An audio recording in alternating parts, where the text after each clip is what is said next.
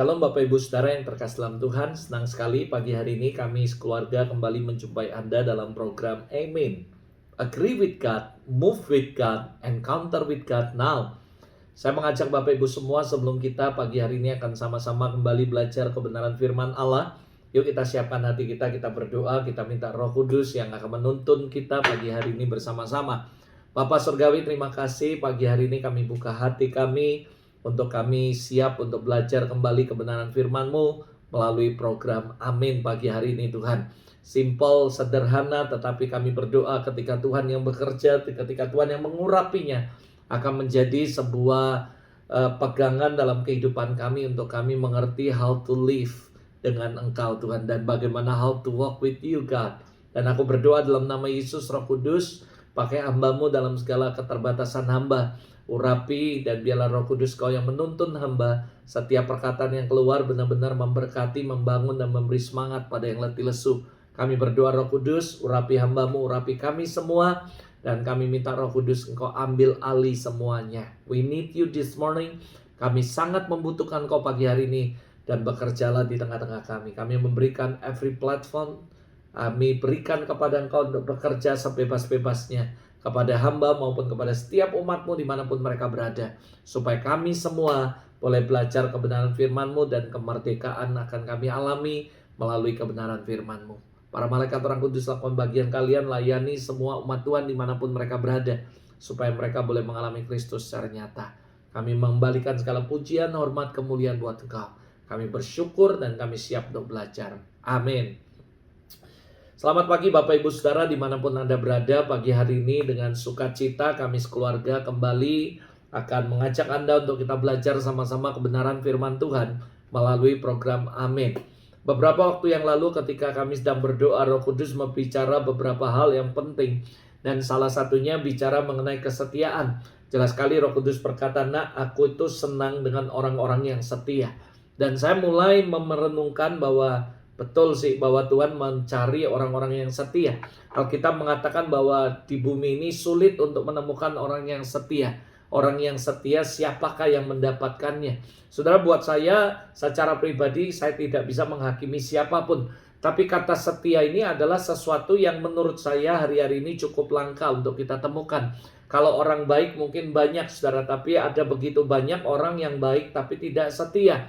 Dan setia ini nggak sesuatu yang instan terjadi. Setia adalah sesuatu yang nggak suddenly ketika langsung kita lahir kita punya kesetiaan.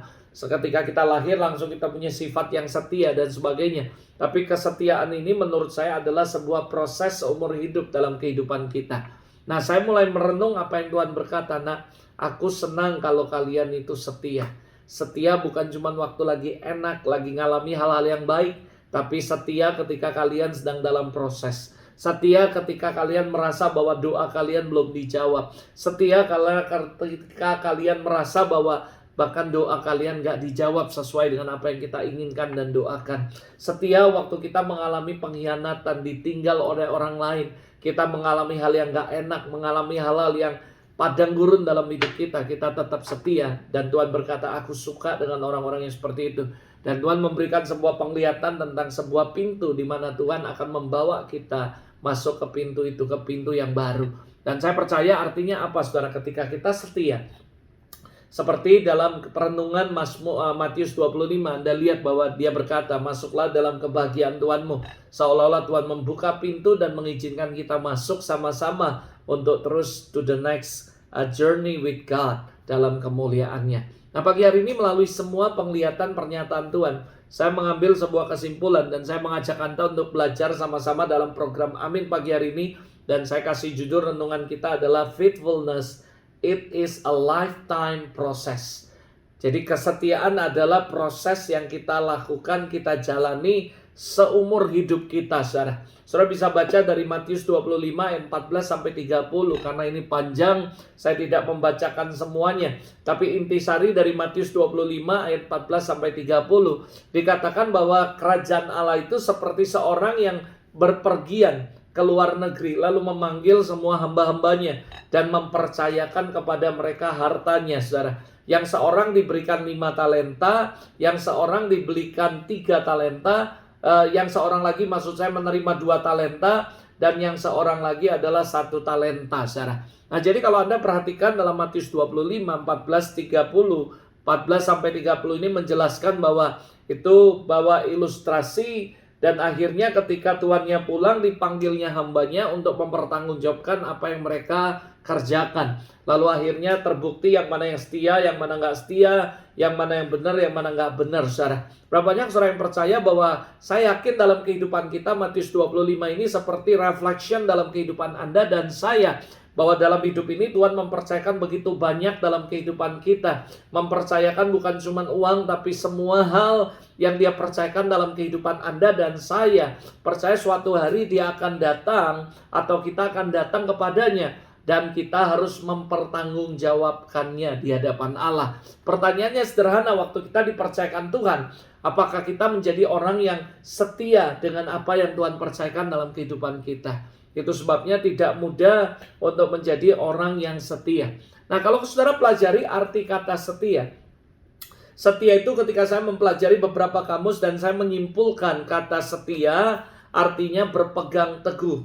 Stand firm. Artinya pendiriannya teguh, tetap, saudara, patuh, taat, itu setia. Nah, orang yang setia bagaimanapun berat tugas yang dijalankannya, ia akan tetap melaksanakannya. Dan ia akan tetap memenuhi janjinya.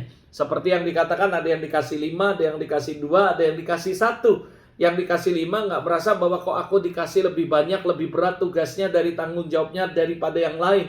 Tapi dia mengerjakannya dengan penuh tanggung jawab, dengan patuh, dengan taat, dengan konsisten. Dan that is faithfulness. Seringkali dalam kehidupan kita dipercayakan banyak, tapi kita tidak setia dengan apa yang Tuhan percayakan. Bahkan yang lebih parah, ada orang-orang yang dipercayakan hanya beberapa. Kalau kita boleh golongkan seperti yang dipercayakan 1, itu pun dia tidak mengerjakannya dengan penuh ketaatan dan setia sama Tuhan. Sehingga ketika tuannya pulang dan kita harus diminta pertanggungjawaban, dan hamba ini tidak bisa mempertanggungjawabkan apa yang Tuhan percayakan. Percaya, believe me, one day kita akan datang ke Tuhan, Tuhan akan datang ke kita, dan Dia akan bertanya dan meminta pertanggungjawaban kita. Percayalah, semua yang kita terima yang dipercayakan oleh Tuhan dalam kehidupan kita adalah sebuah hal yang harusnya nantinya kita harus pertanggungjawabkan di hadapan Tuhan, saudara. Dan saya percaya ayat ini jelas sekali berkata, kalau kita setia perkara kecil, maka Tuhan akan kasih kita perkara yang lebih besar. Selanjutnya, sebaliknya, kalau kita nggak setia dengan apa yang Tuhan percayakan, dimulai dari yang kecil, kita nggak akan dapat kepercayaan yang lebih besar. Percayalah, mulai dari Anda melayani di gereja, mulai Anda mungkin dari sekolah, mungkin dari Anda bekerja, di tempat kerja, di rumah tangga, apapun itu, semua kita harus mulai dari hal yang kecil. Katakan sama-sama, dari hal yang kecil. Saudara, nggak akan ada next level kalau kita nggak percaya dengan hal-hal yang kecil. Seringkali Tuhan nggak akan kasih perkara yang besar dalam kehidupan Anda. Kepercayaan yang besar sebelum kita melakukan perkara-perkara yang kecil dan kita didapati setia. Karena Alkitab berkata, berbahagialah hamba yang didapatinya setia. Dan kalau kita setia dengan apa yang Tuhan percayakan sekalipun kecil, maka Tuhan akan percayakan hal yang lebih besar dalam kehidupan kita. Dalam kehidupan Anda, keuangan, apapun yang Tuhan percayakan, as long if you faithful, kamu setia dan menjalankan apa yang Tuhan percayakan dalam kehidupan Anda, percayalah promosi yang lebih besar akan datang dalam kehidupan Anda. Percayalah, kepercayaan yang lebih besar, tanggung jawab yang lebih besar akan datang dalam kehidupan Anda. Kalau Anda benar-benar merasa Anda melakukannya dengan patuh, dengan tanggung jawab, dengan pegang teguh, tidak tergoyahkan, dengan konsisten, Anda melakukannya dengan sungguh-sungguh untuk Tuhan Anda atau Tuhan, maka percayalah, hal yang besar, hal yang lebih besar, kepercayaan yang lebih besar pasti akan datang dalam kehidupan Anda.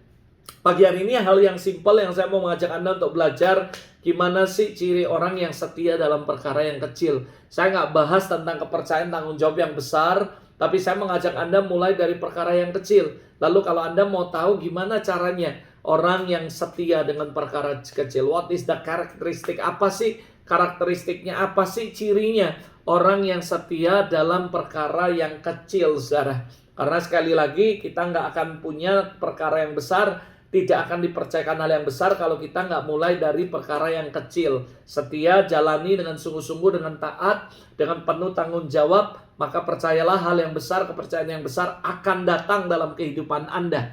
Nah, so kita yuk belajar beberapa ciri orang yang setia dalam perkara kecil. Yang pertama, kalau Anda baca di ayat 14, Anda akan menemukan bahwa orang yang setia dalam perkara kecil adalah orang yang dapat dipercaya. Nah, saudara, ini ciri orang yang setia dalam perkara kecil adalah dia bisa dipercaya, saudara. My question adalah apakah Anda trustworthy with God?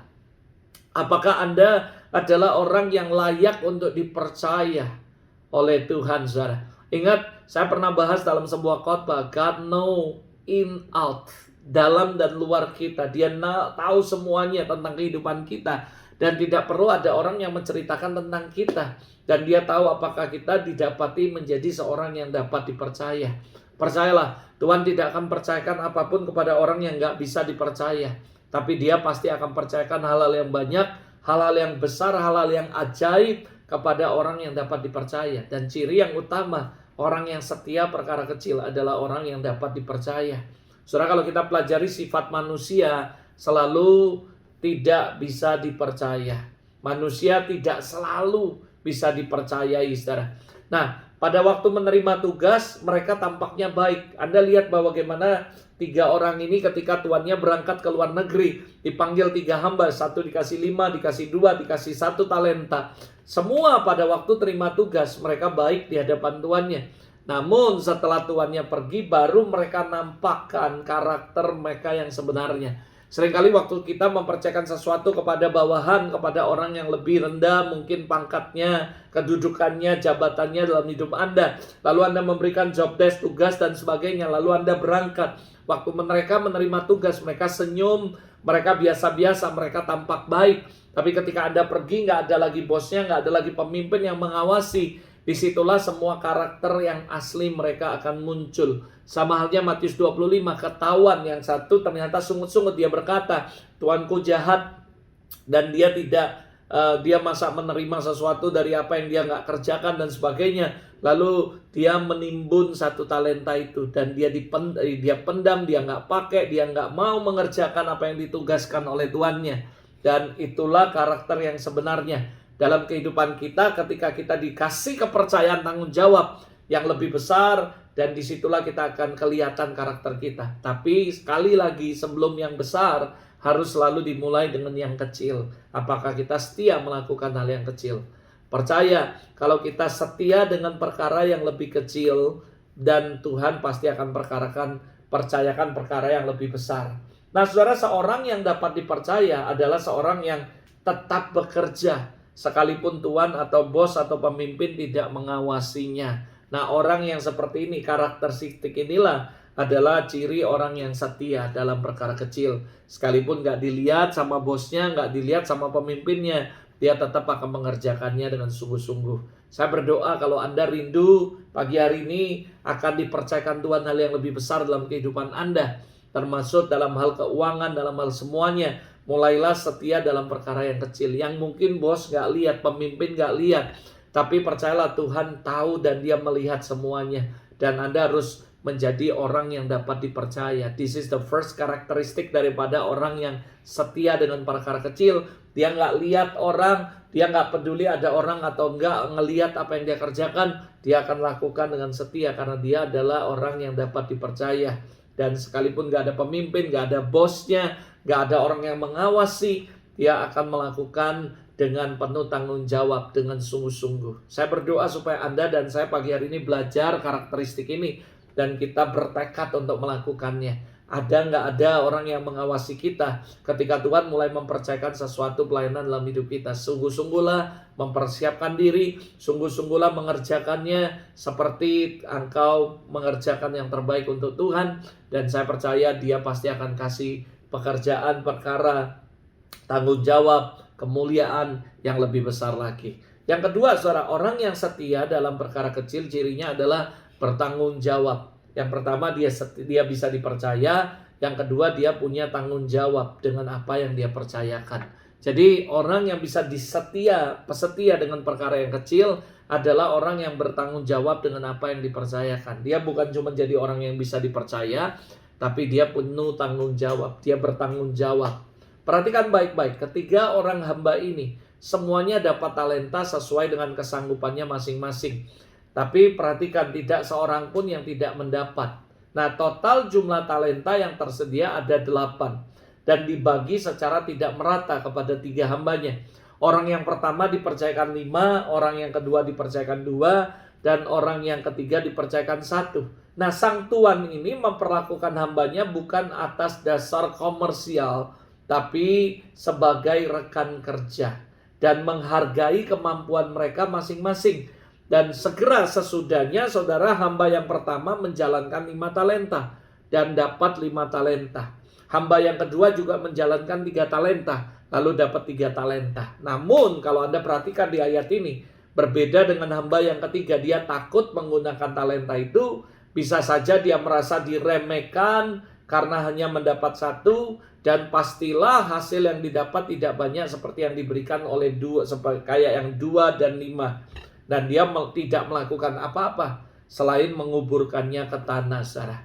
Tetapi saudara, tidak semua manusia sekali lagi dipercayakan pada kemampuannya. Tidak sedikit orang juga merasa minder dengan dirinya sendiri. Tidak percaya diri, cenderung menganggap dirinya diremehkan ketika dipercayakan hal yang kecil.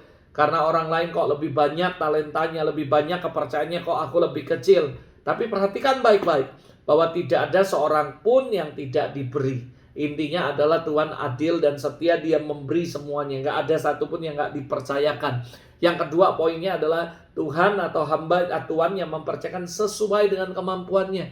Anda bisa bayangi kalau yang satu nggak punya tanggung jawab, dikasih 5, lebih parah lagi, saudara. 1 aja dia nggak bisa mengerjakannya, apalagi mau kasih perkara besar. Seringkali orang naif, saudara, minta perkara yang besar, minta kepercayaan yang lebih besar. Sementara yang di depan mata yang dipercayakan sama Tuhan, mereka nggak setia melakukannya. Bagaimana mungkin mereka akan dapat perkara yang lebih besar? Itu sebabnya kita harus setia dengan perkara kecil, menjadi orang yang bisa dipercaya. Lalu bukan cuma dipercaya, tapi kita punya tanggung jawab dengan apa yang dipercayakan kepada kita. William Barclay berkatakan, saudara, manusia tidak sama dalam talenta, tapi manusia bisa sama dalam usaha, saudara. Artinya kita tidak bisa memaksakan kemampuan kita untuk menjadi sama seperti orang lain. Tapi kita bisa memiliki usaha yang sama, kerja keras, tekad yang sama seperti orang lain, saudara. Nah, ini yang harusnya kita lakukan, saudara. Sekalipun kita tidak memiliki, saudara, kemampuan yang sama, tapi kita punya etos kerja yang sama, punya tekad yang sama, punya kerinduan yang sama, dan punya tanggung jawab sama-sama dipercayakan, dan kita melaksanakan apa yang dipercayakan dengan penuh tanggung jawab, saudara. Ini adalah karakter yang kedua, karakteristik atau ciri orang yang setia dalam perkara kecil. Dia bisa dipercaya dan dia punya tanggung jawab, saudara. Yang ketiga, orang yang bisa setia dengan perkara kecil, cirinya adalah tidak menunda-nunda waktu. Anda bisa baca ayat 16-17. Semua manusia yang hidup di dunia pasti punya waktu. Hanya saja tidak semua mereka mengerti mengenai waktu dan bagaimana cara mempergunakan waktu. Alkitab jelas sekali berkata kepada kita, biarlah kita bijaksana, karena hari-hari ke depan adalah jahat. Waktu itu tidak bisa diulang kembali. Begitu banyak orang menggunakan waktu dengan hal yang sia-sia, menggunakan waktu dengan hal-hal yang tidak berguna. Nah, saudara, sekali lagi semua manusia pasti punya waktu yang sama. Mau orang kaya, mau orang yang punya 5, 2, 1, ataupun siapapun, semua punya waktu yang sama, 24 jam dalam satu hari, dan sebagainya. Tapi masalahnya yang membuat perbedaan adalah bagaimana mereka mempergunakannya dan memanfaatkan waktu yang Tuhan berikan dalam hidup mereka. Ada pendapat bahwa waktu itu melingkar, di mana manusia hidup pasti mati, nanti hidup lagi dalam proses reinkarnasi dan seterusnya. Akibatnya mereka malas untuk bertobat dan nantilah saya perbaiki. Nah, kenyataannya tidak seperti itu. Mereka mungkin pikir karena ada orang-orang yang mengatakan bahwa nanti hidup, nanti reinkarnasi lagi, hidup lagi, sehingga mereka berkata kesalahan yang di sini nanti aja diperbaiki di hari kemudian dan sebagainya. Nah, harusnya kita berpikir bahwa Hidup ini cuma satu kali, kita nggak mau menyanyiakan waktu yang ada, kita mau menggunakan waktu yang ada dengan sebaik mungkin. Karena saya percaya orang yang bisa setia dengan perkara kecil adalah dia tidak akan pernah menunda. Semua yang dikasih kepercayaan dia akan lakukan. Saudara tahu apa pekerjaan yang paling sulit untuk dikerjakan adalah menyelesaikan pekerjaan yang tertunda. Makanya saudara, Anda harus buat listing to do. List to do, apa yang mesti Anda lakukan hari ini. Sudahkah Anda melakukannya? Dan jangan pernah menunda-nunda. Karena menunda akan menjadi beban untuk hari esoknya, saudara. Lakukan apa yang bisa Anda lakukan. Jangan pernah menunda apa yang harusnya kita kerjakan hari ini. Kerjakan hari ini. Jadi sekali lagi, ini adalah orang yang bisa dipercaya dalam perkara kecil. Dia bisa dipercaya, dia punya tanggung jawab, melakukan semua dengan penuh tanggung jawab. Dan dia juga tidak menunda-nunda waktu. Yang keempat, orang yang setia dalam perkara kecil cirinya adalah bekerja keras untuk memperoleh hasil yang maksimal, saudara. Jadi ketika Anda kerja keras untuk memperoleh hasil yang maksimal sesuai dengan apa yang Tuhan percayakan, itulah orang yang bisa dipercaya dalam perkara yang kecil. Dan saya percaya orang-orang seperti ini akan menerima perkara yang lebih besar. Kerja keras adalah bekerja sungguh-sungguh tanpa mengenal lelah, tidak berhenti sampai target selesai. Selalu memperhatikan kepuasan hasil dan orientasinya pada sasaran, pada purpose, pada tujuan. Nah, dalam perumpamaan ini mengajarkan bahwa selama tuannya itu tidak ada, hamba-hambanya harus bekerja keras, rajin, sesuai dengan apa yang dipercayakan kepada mereka. Supaya waktu tuannya datang, mereka dapat mempertanggungjawabkan pekerjaan mereka masing-masing. Tapi kenyataannya tidak semua melakukan. Yang 5, yang 2, dan yang 1 semuanya sesuai masing-masing. Apakah mereka akan bekerja keras, orientasi kepada tujuan mereka, purpose mereka, kepercayaan yang diberikan oleh tuannya, atau mereka melakukannya dengan setengah-setengah. Bahkan yang lebih parah, mereka tidak bertanggung jawab dan tidak punya kerja keras dan tidak mengerjakan apa-apa. Sehingga ketika tuannya datang, dia tidak menghasilkan apapun kepada tuannya. Sekali lagi, itu adalah orang yang gak bisa dipercaya. Nah, kalau Anda mau menjadi orang yang bisa dipercaya, kita juga harus selain punya tanggung jawab, selain kita bisa dipercaya, selain kita juga melakukannya semuanya dengan sungguh-sungguh, kita juga harus punya kerja keras, punya tekad yang kuat, dan mau bekerja keras. Ada amin, Sarah. Yang kelima, ciri orang yang bisa setia dengan perkara yang kecil adalah tidak membuat alasan untuk membenarkan diri. Kalau Anda baca ayat 24, 25, dia memberikan begitu banyak excuse, alasan demi alasan. Dan dia berkata ini, itu, dan sebagainya. Percayalah, orang yang bisa dipercaya dengan perkara yang kecil, pasti akan ada perkara yang besar, tanggung jawab, kepercayaan yang lebih besar. Tapi untuk Anda menguji mereka di perkara yang kecil, saudara harus benar-benar memperhatikan apakah orang ini adalah orang yang bisa dipercaya. Apakah dia punya tanggung jawab dengan apa yang dia percayakan. Dan Anda juga harus mengetahui bahwa ini adalah orang yang tidak suka menunda-nunda pekerjaan dan waktu. Dan kalau mereka mengerjakannya, mereka akan lakukan dengan tekun, dengan kerja keras, dengan sungguh-sungguh. Dan mereka juga tidak akan membuat alasan untuk membenarkan diri. Kalaupun mereka sampai salah, mereka minta maaf dan mereka memperbaikinya. Bukan menyalahkan orang lain, apalagi memberikan alasan untuk membenarkan diri. Nah, alasan ini, saudara, adalah sering dikenal dengan istilah rasionalisasi. Membuat alasan adalah sebuah mekanisme sebenarnya pertahanan yang dianggap sebagai perilaku yang kontroversial atau perasaan yang dijelaskan secara rasional atau logis untuk menghindari penjelasan yang benar. Orang yang suka membuat alasan cenderung bersikap membenarkan diri dan menganggap dirinya lebih benar dari orang lain, saudara. So, saya berdoa supaya Anda kalau mau dipercayakan hal yang lebih besar, Anda harus percayakan dulu hal yang kecil dan melakukannya dengan sungguh-sungguh. Dan salah satunya selain bekerja keras, Anda adalah orang yang tidak suka buat alasan untuk membenarkan diri. Kalau kita salah, kita minta maaf, perbaiki kalau memang kita salah, dan akui itu. Dan jangan buat alasan, apalagi membenarkan diri, apalagi menyalahkan orang lain.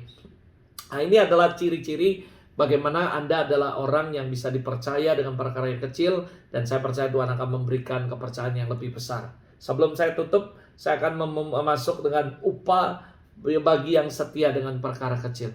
What is the blessing? Apa sih berkatnya? Kalau kita sudah melakukan ini semua, maka ada berkat-berkat yang luar biasa. Kalau Anda baca ayat 21, ayat 23, yang dapat adalah yang pertama, dipuji oleh tuannya atau pemimpinnya.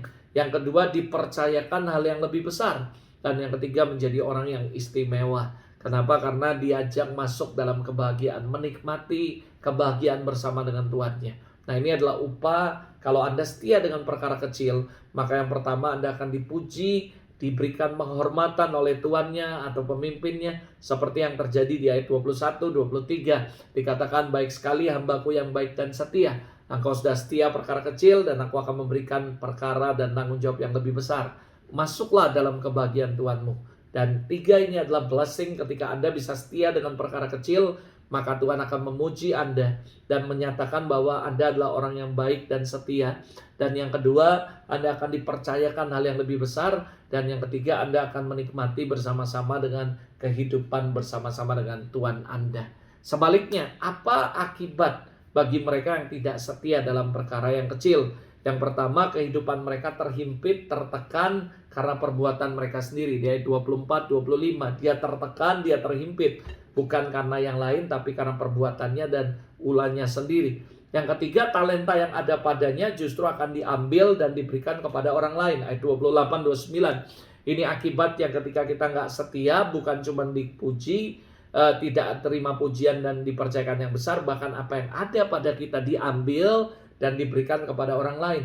Dan yang terakhir yang paling mengerikan adalah menerima hukuman yang menyakitkan. Di ayat 30. Saya berdoa supaya Anda tidak mengalami akibat buruk daripada kita nggak setia perkara kecil. Tapi kita mendapatkan blessing karena kita bisa dipercaya. Dan kita menerima hal-hal yang dahsyat karena kita menjadi orang-orang yang bisa dipercaya. Kita punya tanggung jawab dan mengerjakan tanggung jawab itu dengan apa yang dipercayakan. Bahkan kita juga tidak selalu menunda-nunda waktu. Kita mengerjakan dengan kerja keras dan fokus pada hasil. Dan kita juga akan fokus pada purpose apa yang dipercayakan dan memberikan hasil yang maksimal, maksud saya. Dan kita juga bukan orang yang suka membuat alasan untuk membenarkan diri, tetapi kita benar-benar mengakui kalau kita salah, kita perbaiki, dan kita tidak membuat excuse apapun. Dan kalau Anda lakukan ini, maka Anda akan menerima penghargaan, penghormatan dari pemimpin, dipuji oleh tuannya, dan dipercayakan hal yang lebih besar, dan kita bisa menjadi orang yang istimewa dan menikmati berkat Tuhan bersama-sama dalam kebahagiaan Tuhan kita. God bless you, mari kita berdoa. Bapa, terima kasih untuk hari ini, kami bersyukur firman-Mu mengajar kami untuk kami mengerti bahwa faithfulness, it is a lifetime process, adalah proses seumur hidup yang harus kami lakukan dalam kehidupan kami. Ketika kami mulai setia dengan perkara kecil, maka Tuhan akan kasih tanggung jawab dan perkara yang lebih besar. Kami setia lagi, maka Tuhan akan berikan perkara tanggung jawab yang lebih besar lagi. Dan kami gak akan pernah berhenti berproses dalam kesetiaan seumur hidup kami. Kami hanya minta mampukan kami. Dan aku berdoa Tuhan, kuatkan dan teguhkan hati kami, supaya kami kedapatan setia. Kalau kami selama ini gak setia, kami bertobat hari ini. Dan kalau kami suka membuat alasan membenarkan diri, ampuni kami. Kalau kami gak kerja keras, ampuni kami. Kami gak bekerja dengan baik. Kami suka menunda-nunda. Bahkan kami tidak melakukan dengan penuh tanggung jawab. Dan kami juga gak bisa dipercaya. Biar hari ini kami bertobat.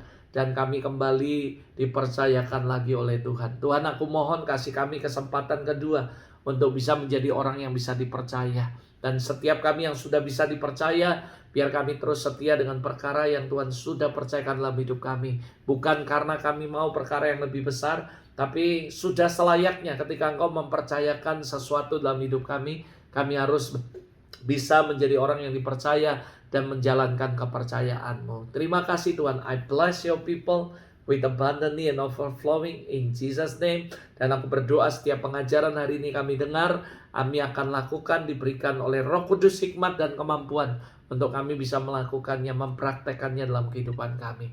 Bless your people, in Jesus' name we pray. Amen, amen, amen. God bless you. Have a great day with Jesus this morning. And see you next week dalam program Amin berikutnya. God bless you.